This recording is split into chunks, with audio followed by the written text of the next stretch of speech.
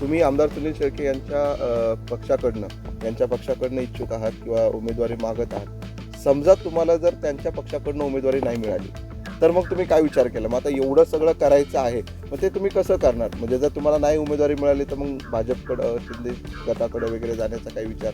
तुम्ही अनेक समस्या देखील सांगितल्यात, या ठिकाणी विकास झाला नाही असं म्हणताय.